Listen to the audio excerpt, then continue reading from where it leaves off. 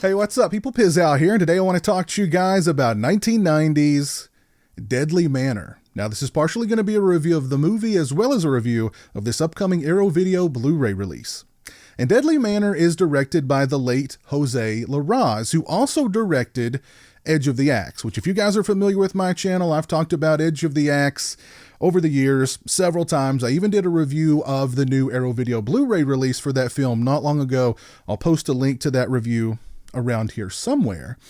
But Deadly Manor, much like Edge of the Axe, is a film that never made the jump from VHS to DVD or Blu-ray, at least in the US, until now. And I'd never seen this film, so I was really excited about picking up this Blu-ray from Arrow Video and checking it out.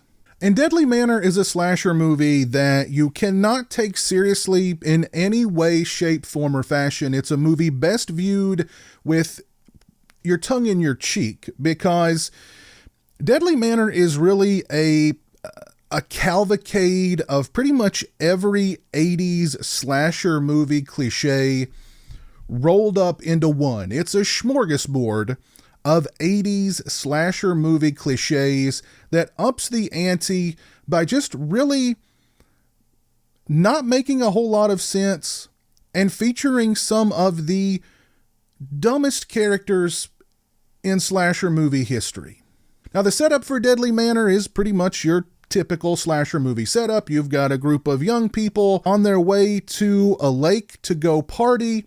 They decide to pull off of the main road, go off-road, and just travel into the middle of nowhere, where they happen upon a decrepit mansion out in the middle of nowhere. Of course, the friends seek shelter inside this rundown mansion, only to discover that they're not alone inside the mansion, and they all start to get picked off one by one. And right off the bat in Deadly Manor, these characters are given one red flag after the other, until eventually the movie is screaming in the characters' faces that there's something really wrong going on here in this house, and that you should go. First off, before they've even entered the house, they discover this wrecked, burnt out car parked out in the yard on this like mausoleum. Inside the car are pictures of this woman, women's shoes, like a woman's nylons, just sitting out in front of this house, literally parked on like a mausoleum. Who is this woman?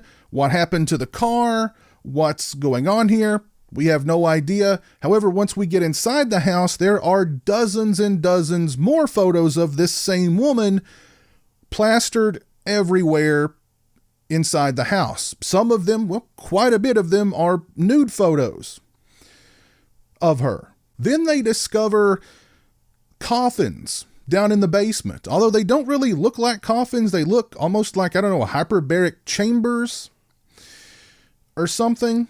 Then one character discovers yesterday's newspaper in the house. So someone has been inside this house very, very recently.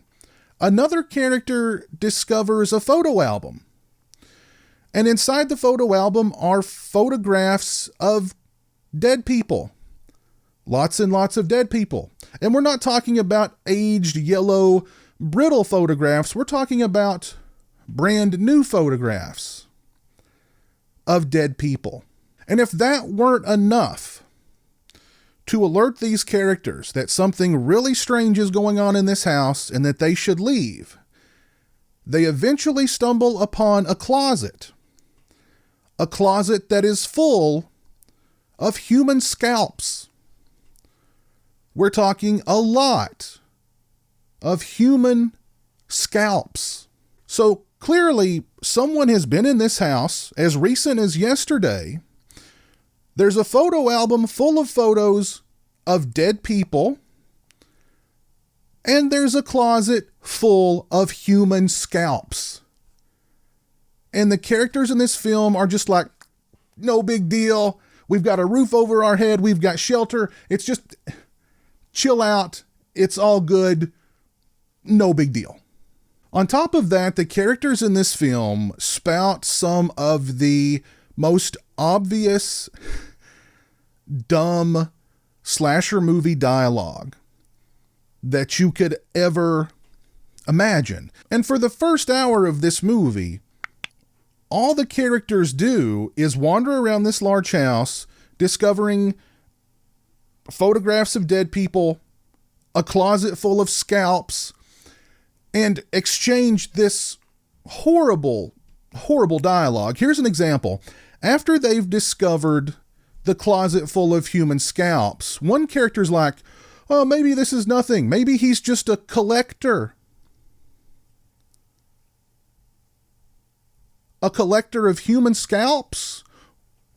Where is he procuring all of these human scalps? Very fresh looking human scalps.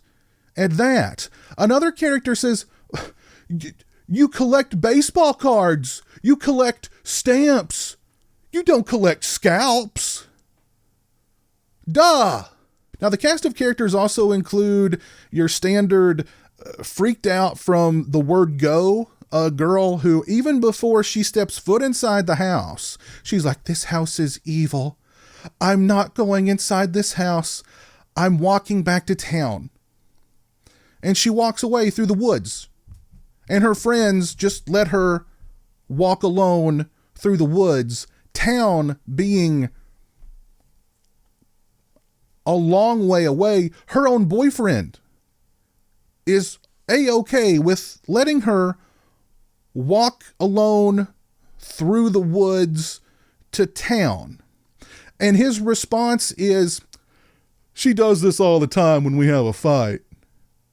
So every time you fight, your girlfriend just wanders off somewhere for hours. And even later on in the film, hours later, during a storm, when another character is like, well, aren't you worried about whatever the character's name is? Her boyfriend is like, nah, she does this all the time. It's no big deal. Needless to say, she doesn't make it to town. Then you've got the heavy-set, everything's a joke, jokester, one-liner, quippy guy in the movie who, his one-liners are not funny, his quips are not funny, he's not funny at all. He's actually probably the most annoying character in the movie, which is saying something, because every character in this movie is annoying in their own distinctive way, but he somehow shines as the most annoying character. The acting in the movie is not very good either, but again, the actors are having to spout this ridiculously god-awful dialogue. For instance, when confronted by the killer, the final girl goes, "You're insane! You've created all this madness in your own head." And there's one actor in this film, and I'm not sure if he was directed to be like the cool guy, or if his interpretation of the cool guy is that he's practically asleep throughout the entire film. He gives such a lackadaisical performance. For instance, there's a scene in the film where he is making love to a very beautiful and very, very naked woman. And it's as if this very beautiful and very, very naked woman is like a burden to him. Even his death scene in the film is, oh, I'm being stabbed. Oh, I'm being stabbed.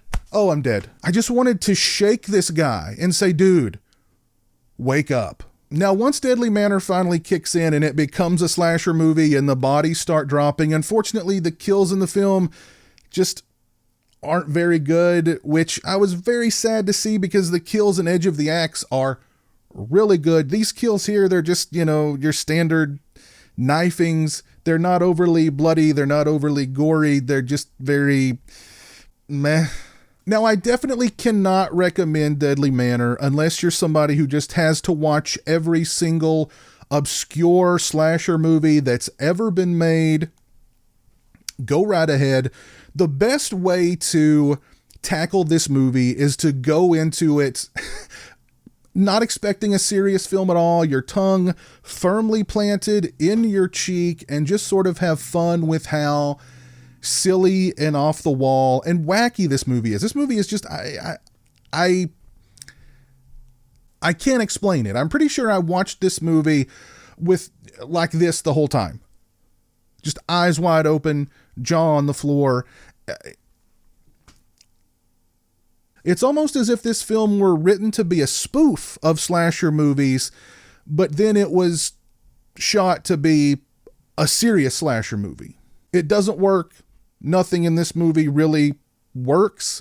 And in a strange way, that's almost the charm of this film, because I have to admit, I did find it entertaining to watch. Now, is this a movie that I'm going to pull off the shelf and watch on a regular basis?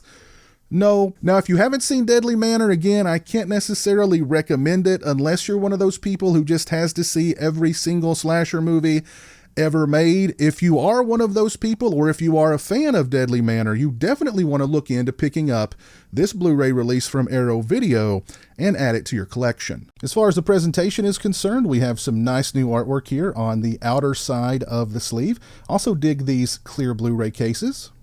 Put some nice artwork there. Here is the back of the release with the plot synopsis and all of the contents. As you can see, this release is all region, meaning that it should play on any Blu-ray player anywhere in the world, which is a nice touch. On the inside, the sleeve is reversible, and on the reverse of the sleeve, we have the original VHS artwork for the film. This release also comes with a booklet featuring a write-up about Deadly Manor by John Martin entitled The House That Kept Reappearing, Jose Larraz's Deadly Manor. We also get some very nice full-color images from the film as well.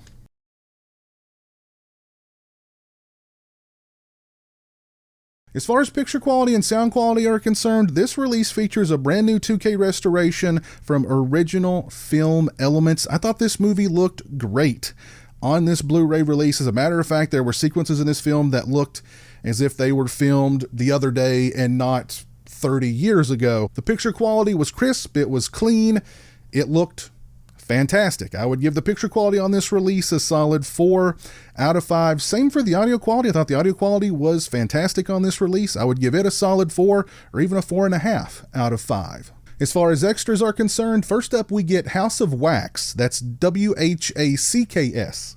An interview with actress Jennifer Delora. It's 32 minutes and 53 seconds in length. Ms. Delora discusses getting cast in Deadly Manor, the filming location, and working with director Jose Larraz, and how much of a pleasure he was to work with. She discusses Mr. Larraz's desire to do a sequel to Deadly Manor with her. She discusses her love scene in the film and the director talking her into doing the love scene fully nude. Thank you, Mr. Larraz. She discusses what a nightmare her co-star in the love scene was to work with. Ms. Delora discusses the makeup process her character required and how torturous it was to have applied. She discusses how happy she is that the film is getting a Blu-ray release, and much more. Very nice interview with Ms. Delora. Next up, we get Making a Killing, an interview with producer Brian Smedley Aston. It's 7 minutes and 3 seconds in length. Mr. Smedley Aston discusses his friendship with Jose Larraz and working with him on films like Vampires, Rest in Pieces, and Deadly Manor. He discusses the tensions on set and how Deadly Manor was a difficult shoot. He discusses the shooting location, the music in the film, and more. Next up, we get an archival interview with director Jose Larraz. It's 3 minutes and 42 seconds in length. Mr. Larraz discusses the actor being difficult when it came to the love scene. He expounds on the story that Ms. Delora discussed in her interview, but he goes on to state that the actor was being such a prima donna in that scene that they actually asked one of the PAs to sort of stand in for him in the love scene. However, the PA was so hairy that they had to shave his back and shave his butt so that he would match the difficult actor in the love scene. Very interesting. We get the Savage Lust VHS trailer. That was the original title of Deadly Manor, Savage Lust.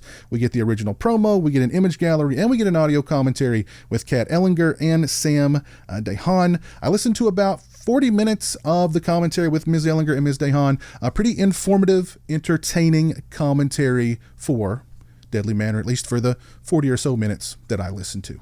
This is a very nice Blu-ray release for Deadly Manor from the fine folks over at Arrow Video. We get great picture quality and sound quality on this release and some nice extras. If you're a fan of Deadly Manor, you definitely want to look in to picking up this release and add it to your collection. I'll post a link to Arrow Video's website in the description.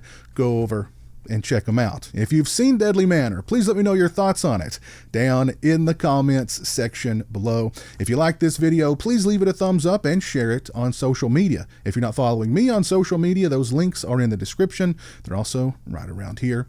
As always, thanks so much for watching. I really appreciate it. Take care, and until next time, peace. Join the $1 a Month Club and help support my channel on Patreon. Thank you to my current patrons, Kevin Smythe, B-Movie Mike, Robbie Sobel, Turi Delamore, Stephen Flanagan, Lori Holt, Craig Farrand, Farron Sutton, Jeremiah Lambert, Grindhouse Grotto, Derek Jana, Demon Waffles, Simon Clark, Stone Gassman, Zachary Barton, Lauren Dixon, James Welch, Eli Geisler, Jeff Overing, Pete Toll, Kyle McGuire, Jay the Stingray, Andrew McDonald, Dave Barnes, Jonathan Lundy, Chris Gonzalez, The R-Rated Show, Fear Fuel, Jason Breitenbach, Brandon Bisdick, Steak Sauce, Mark Striano, Jeff Gardner, The Obsoletionist, Chris Earls, Kevin Fitzpatrick, Randall Beatty, Joseph Hinkle, Hey Isn't That Devon Graham, Christian Hannah Horror, HorrorBreakdown.com, Jeanette Spivak, Orc145626, W.E. Bora, Jeffrey Hill, Dave Vanderhoff, Nene and Jesse, Captain Halloween, Brad Frazier, and Mark Lopez.